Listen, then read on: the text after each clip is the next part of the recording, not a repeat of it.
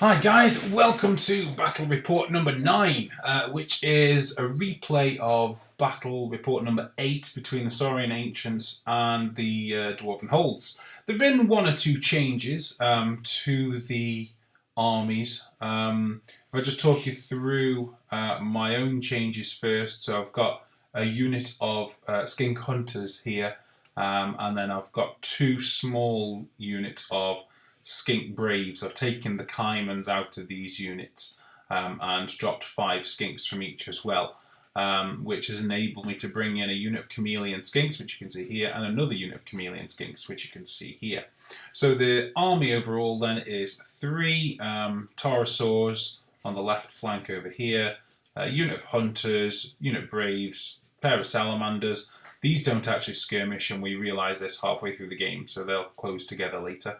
A unit of Saurian warriors with the BSB you can just see there. Another unit of salamanders. Another unit of skinks. There's my general on his cold one. And I've changed the equipment on the skink captain, so he now has the hardened shield instead of the lucky shield. So he's roaming around with the 2+ armor save, which is fantastic. Aside from that, you'll notice I've dropped this unit of skinks in this field here. This was just to prevent Silas's rangers, who are a scouting unit, getting in behind my lines, and that's why they're there. On Silas's side, you've got the King's Guard here, Forge Wardens with their strength 5 shooting here.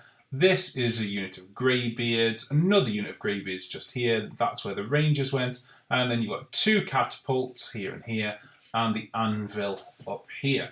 So, you can see that we're on the diagonal deployment, I forget what it's called, and the secondary objective is breakthrough, so get into your opponent's deployment zone.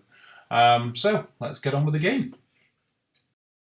Okay guys, apologies first of all, we seem to have lost the Vanguard photograph. I'm 100% certain that I took that one because I remember us having to return the models and move them back around and what have you to do it, so don't know where that's gone.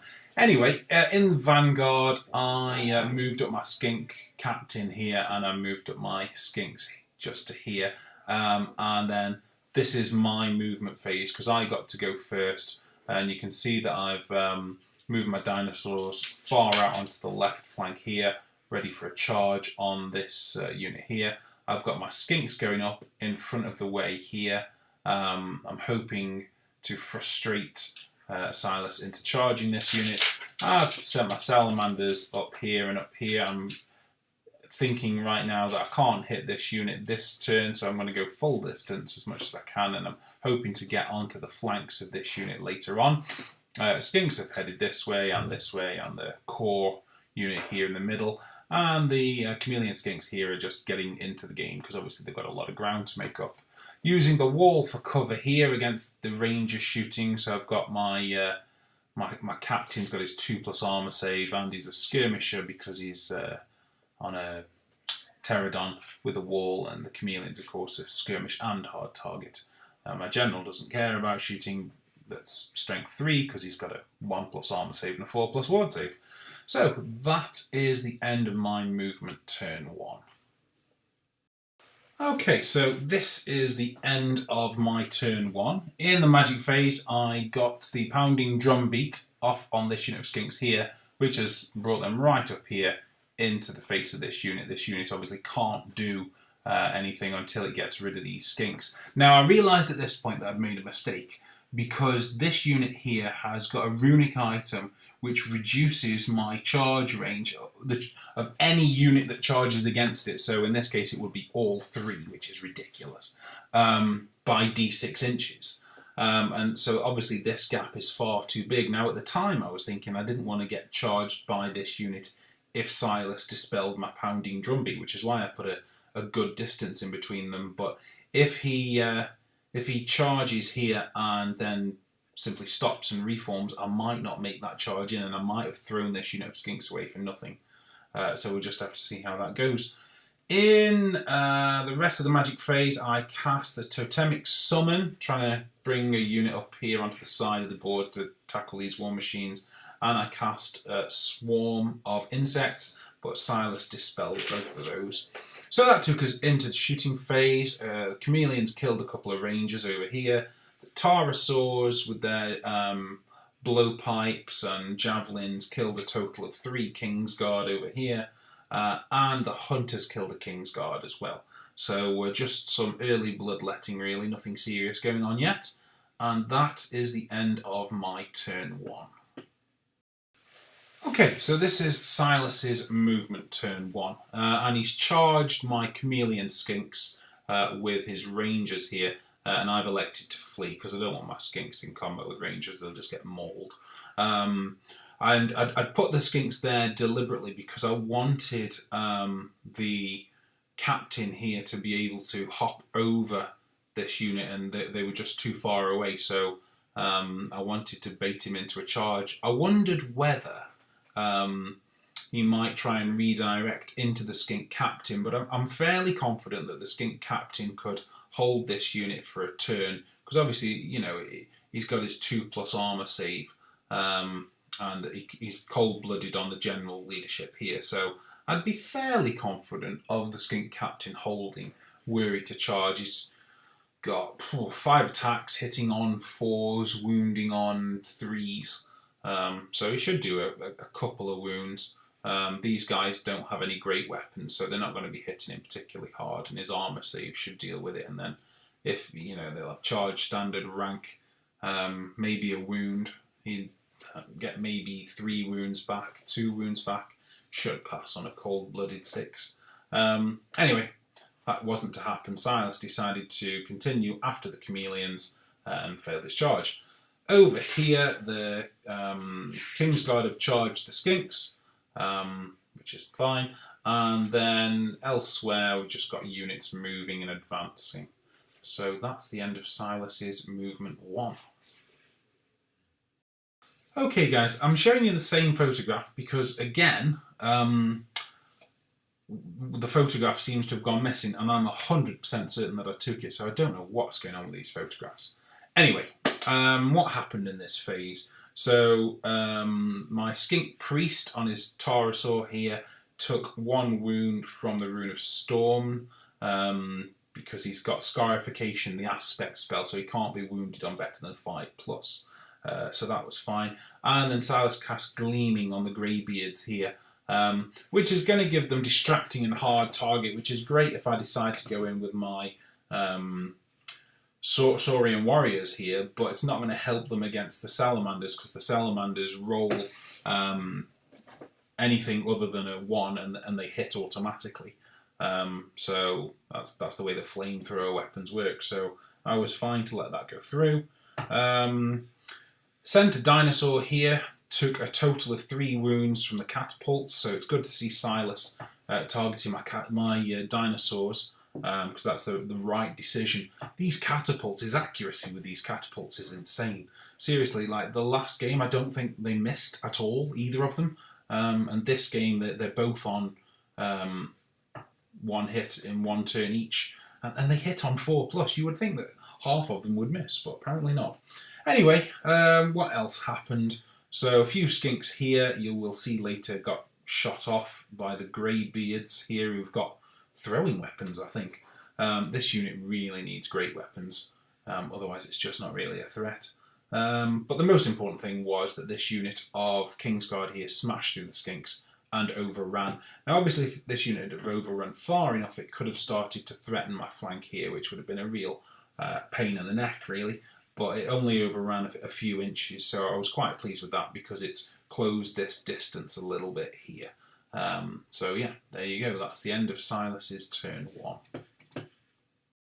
Okay, so this is my movement turn 2. And you can see that most of these skinks here have been shot away. I think in my notes I said that the Greybeards only killed 4 skinks, but it looks more like what would it be? 12 actually. So not sure what's gone on there. Anyway, so what happened? Well, the main thing that happened was the fleeing of this unit. So I declared a charge with this pterosaur here, which sent the unit in a diagonal this way down the centre of the board there. And then I Now let me think about this. What happened next? I think I declared a charge. Ah, yes, that's right. With these skinks here. So the unit had ended up here, which was within the legal range of the skinks. And I thought, you know what that's going to mean is that this unit's going to go forwards and sort of stop here. It's going to fail a charge, block this unit here, but it's going to cause the Kingsguard to flee again, because of course once you flee, you can only flee. So yeah, second charge there, and the Kingsguard have ended up in a very awkward position now, because they're right over in the corner of the board, nowhere near where they need to be. So yeah, I was quite sort of happy with that, really. Other than that, I've charged in here with my skink captain and my veteran. I should have probably, in truth, gone after the war machines, but I was just far too tempted to get in to this unit with my veteran and my captain. Didn't want to send my veteran in alone just because of the static combat res, so I thought, you know what, I'm just going to send both in and sort of let go of my previous plan about taking out these war machines when I realised that this unit was heading off back into the corner here, because I thought, you know what, that's going to mean I'm going to be able to advance on these towards these war machines more freely, I was thinking. So yeah, that was movement, and then the salamanders, you can see here, have moved into a flanking position on this unit here, so they're going to be taking the D3 automatic hits per file rather than per rank, so I'm going to get the full 5 D3 per salamander, so that's going to be brutal in the middle here. The Saurian warriors, whatever they're called, have wheeled a little bit so that when this unit charges the skinks, if it overruns, it doesn't run into them and then they can run into it. And if they stop, then the Saurian warriors can get the charge, so I'm quite happy with that. And then my 2 dinosaurs here, this one's down to 2 wounds, this one's on 5. This one's got the priest on it, just sort of advanced up really, ready to tackle this unit later on. So I think that's it.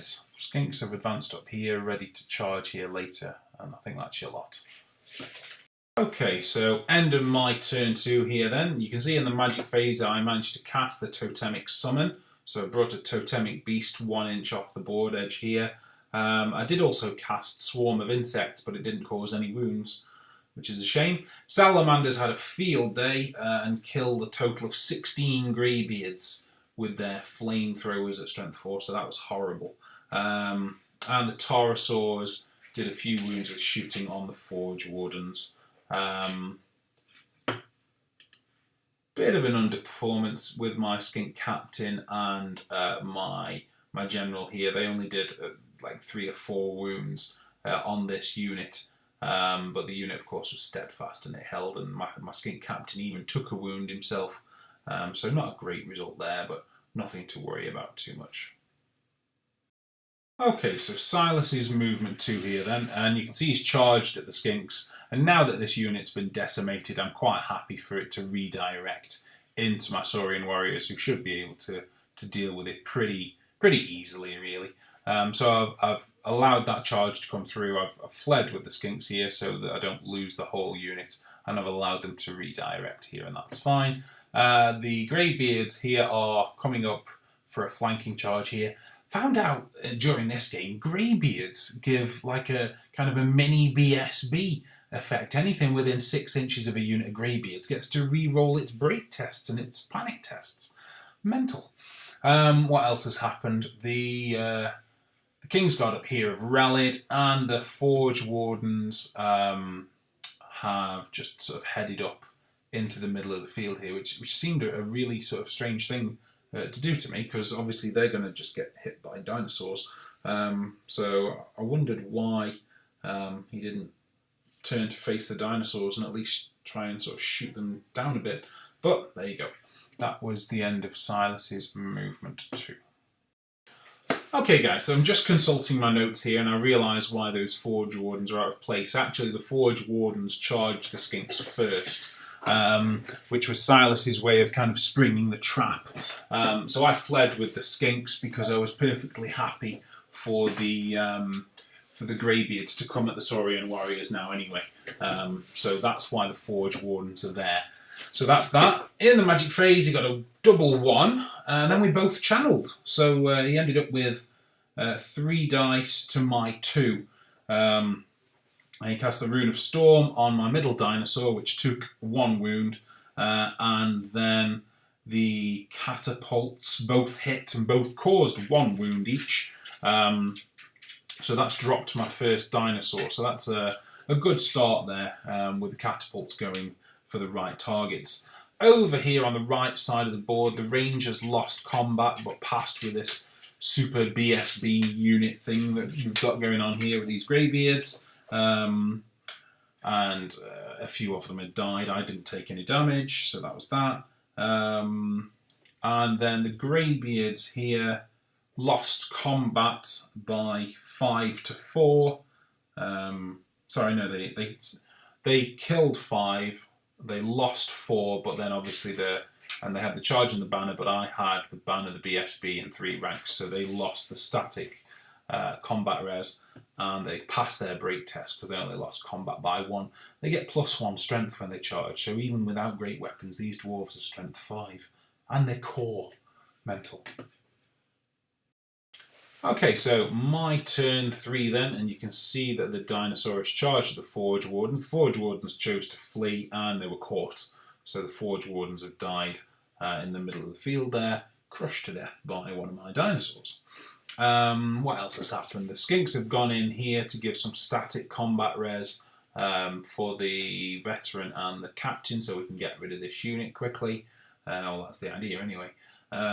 Salamanders have moved up, getting ready for some fire breathing on this unit as it makes its way back. Skinks have moved up, done a bit of rallying and whatever, getting into some shooting positions for later on. These Skinks have rallied here.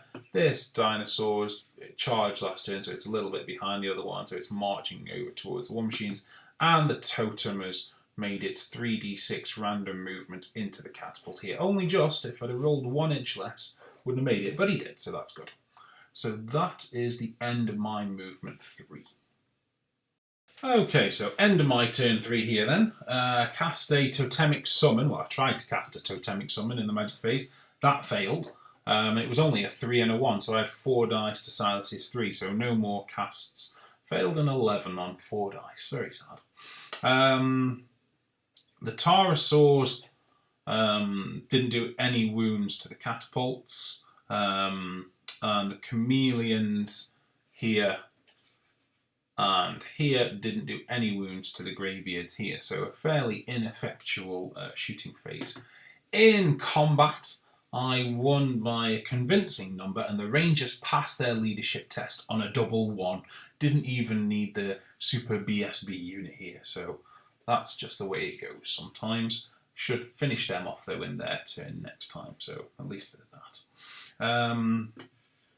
The catapult up here lost 3 wounds to the Totemic Beast, which is a great spell. I wasn't sure of it previously, but I realise the value of it now. But it's stubborn, so it passed its leadership test. And in the middle here, the Greybeards lost in combat to the Saurian warriors and only rolled a 3 for the distance that they would run. My Saurian warriors themselves only rolled a 3 to chase them, but that was enough. So they caught them in the middle of the field there. So at turn 3, it's looking pretty grim for Silas already.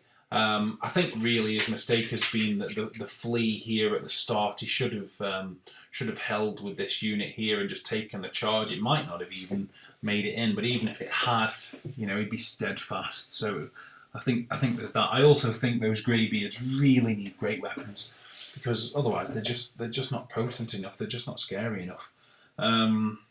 So yeah, that's where we are at the end of turn 3. Okay, so this is Silas's movement 3. He's declared a charge on this Pterosaur here with his Kingsguard unit. This was exactly the right thing to do, and the dice just let him down. So it just goes from bad to worse, really, for him. Over here in the top corner of the board, the small Greybeards here charged the Chameleons who fled, so they redirected into the other Chameleons who also fled, so they failed their charge. So that was that. that's the end of Silas's movement. Okay, so end of Silas's turn 3 here then. He got a 6 and a 4, and he channeled in the magic phase, so loads of dice.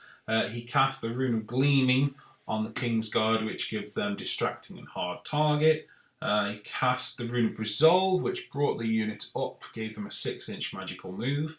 I was happy to let that through because I wasn't planning on charging this unit with just the one dinosaur, and I really don't fancy one dinosaur's chances. It really needs to be 2. So what I've decided to do here is go after the war machines with one of my dinosaurs, breathe fire on this unit with my salamanders, and then use the other dinosaur to come around the back of it as it moves forwards into the middle, and I'm just going to try and hit it from all sides later on, is what I'm looking for. So I'll use the Totemic Beast to take out one of these 2 here. I'll use one dinosaur to take out the other, and then one dinosaur will contribute to this unit, is what I'm thinking. So I didn't mind him getting the resolve on that unit, that was fine. I dispelled the Rune of Storm, which would have been D6 strength, 6 hits, and I dispelled Silas failed to cast, I should say, the Rune of Shattering, which is 2d6 strength 4s. So that was that. And then what else happened? Oh, the catapult finally missed, which was wonderful. That's the first time it's missed in ages. Then the other catapult here, you can see, died in combat with the Totemic Beast. The Rangers lost combat, but passed on a leadership 5 with the Greybeard, so they're really holding up my captain and my skinks. My veteran here has dropped out of combat because there's no way he can slide any further in, but this unit of Rangers, I have to kill every single one just to get through them. So they're like demons over there. So that's the end of Silas's turn 3. Okay, so my turn 4 here then, and you can see up in the top corner that the Totemic Beast has made it into the anvil, and the Pterosaur here has made it into combat with this catapult. I've moved my other dinosaur just out of the field of vision of this unit of Kingsguard so that it can do its job later on and won't get charged now. And the salamanders are 12 inches away. I can't get onto the flanks, so I've got to go at the front. But I don't think Silas will try a 9-inch charge on my salamanders because he'll probably fail it. So that's fine there. My general here, his raptor failed a stupidity test, which was very depressing. So he's moved forwards 2 or 3 inches, which is very silly. What else has happened? Skinks heading off here into the secondary objective zone. These 2 units of Skinks have both rallied, and the Saurian warriors are just sort of reforming and getting into position later on to meet this unit, and to sort of be the anvil that these hammers, I hope, will sort of smash against. So that's the end of my movement 4. Okay, so end of my turn 4 here then. I got a 4 and a 3 on the magic phase, so that's a nice sort of number to have because I've got a chance of getting even 2 spells through on a 4 and a 3 version of a 7. So you can see I've got a Totemic Summon here, and what I'm thinking here is that the Totemic Summon can make its way across the battlefield down here to meet with this unit as it comes through this way, so just something else to throw at it really. I didn't get any other spells through. Silas dispelled the rest. I only did 5 wounds on the Kingsguard from the Salamanders, but still 5 wounds is a rank, so that's alright. And the Chameleons killed off the last 2 Greybeards. So that was that. The Totemic Beast did 3 wounds on the anvil, and that included its breath weapon. But the anvil's unbreakable, so it's just, you can see there, it's down to 2. So that Totemic Beast is going to be able to finish it off next turn, which means that this Pterosaur here is going to be able to turn around and come and join in the fun over here later on. Okay, so Silas's movement 5 here then. He's declared no charges because he knows that I'll just flee if he does. So he's trying to close this gap down and sort of flush me out down here. And then his dwarf unit, which has got his Thane in it, his main combat unit, is sort of making a sort of a valiant last stand, just heading into the middle of the battlefield, really, which is very sort of characteristic. But I'm not sure it's very sound tactically. I think if I'd have been playing the dwarves, I'd have probably tried to engage one unit at a time rather than heading into the middle. But it does make for a good story, doesn't it? So that's the end of Silas's movement turn 4. Okay, so end of Silas's turn 4 then. He got a 6 and a 1 on the magic phase, and he did 1 wound on this Taurosaur using the Rune of Shattering, which I realise now he shouldn't have got off because it's a hex damage spell, and I believe you can't cast damage spells while you're in combat.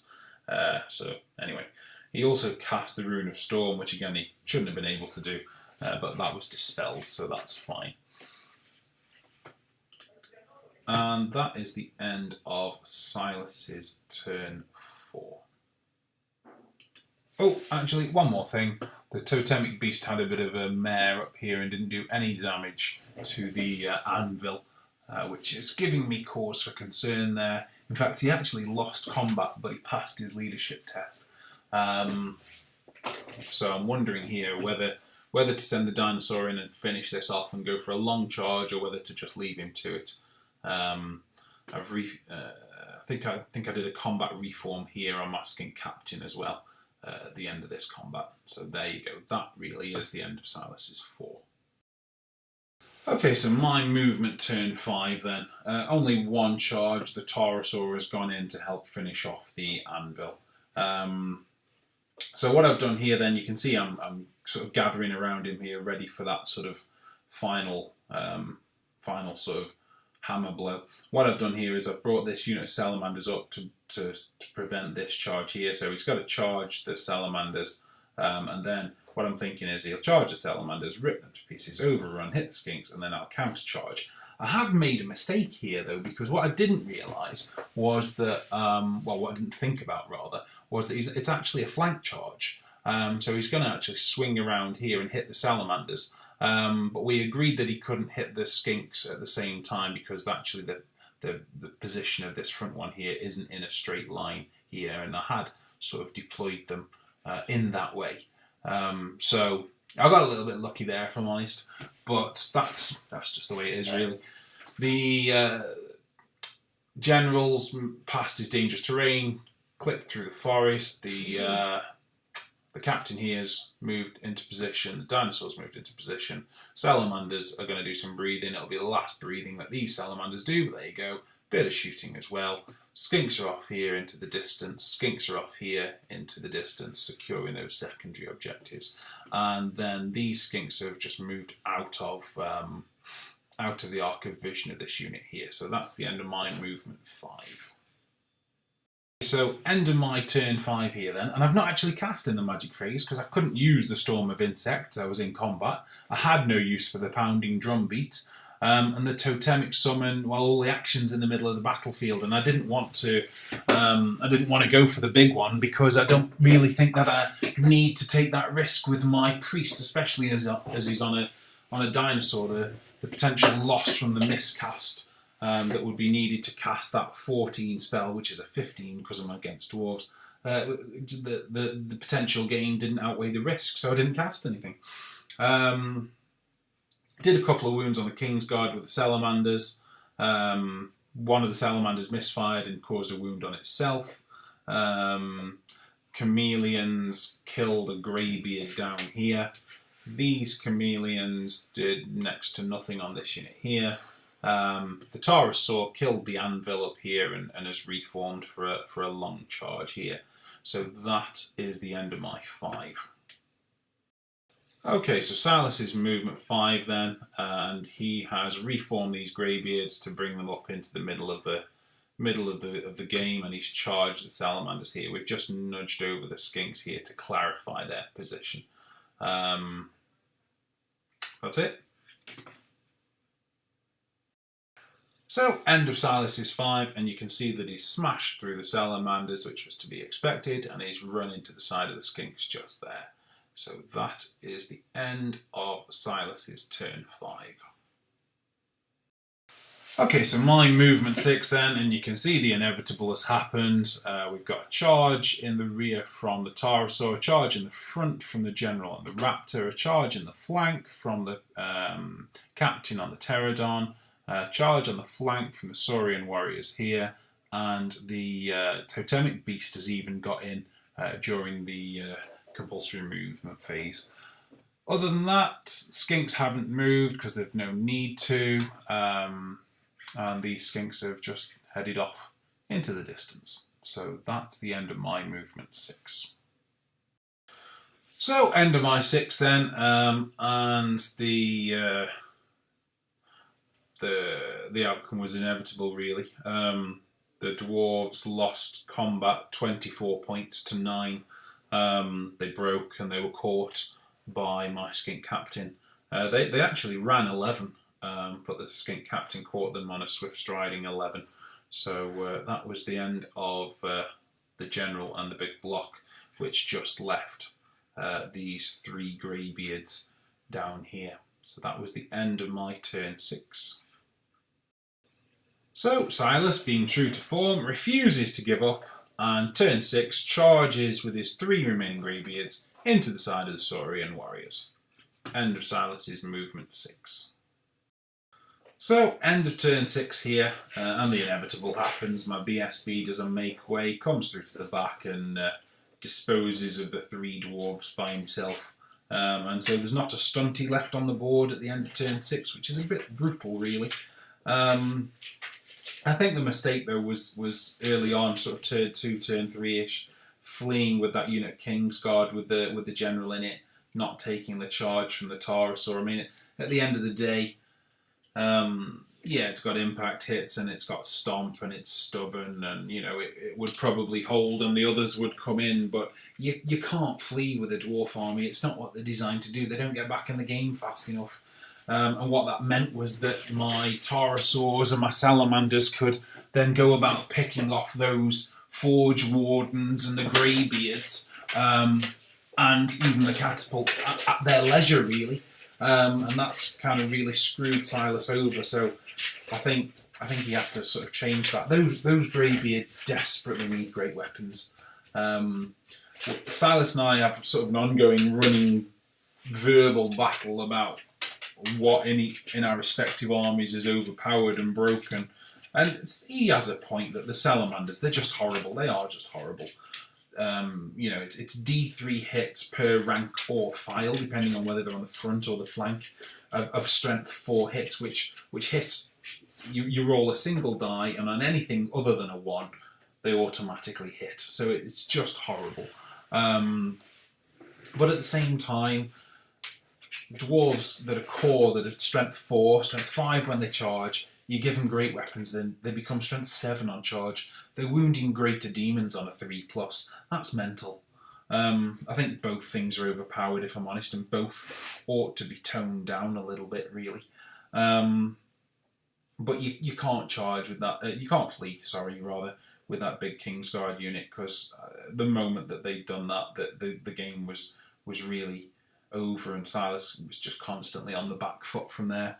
Quite happy with changes to my army. I like these 2 small skink units that you can see up in the top there, the scoring units. They're fast. And you know what you're getting with them. You know, the Caimans, I feel you put the Caimans in there and they just become a bit of a liability, really. Whereas here, they're cheap. If they die, it doesn't matter. If they don't die, then they become very useful. So, that's great, really. I love Totemic Summon. I didn't think I'd like it, but it's actually a very useful spell. It just sort of brings you a mini monster on the board, really, doesn't it? So that was good. Chameleons, yeah, they're okay. I'm going to give them at least one more game. They can be. I think they can be played out of the game too easily because if you're up against a good opponent, then your opponent can stop them scouting. I suppose they can be used to limit the effectiveness of vanguarding, but that's kind of about it really against a good opponent. So yeah, that's it for today, guys. I do hope you've enjoyed it. I think I got more right this time with the Saurian Ancients than last time, because of course I am not a regular Saurian Ancients player, so if you did see that I did anything wrong, then do please say so in the comments. Probably get the demons out next time. I think Silas has had enough of his dwarves and he's going to try one of his other armies. He's got 3 other armies, so we might have some variation next time. We shall see. Until then, I will see you next time, guys. Bye bye.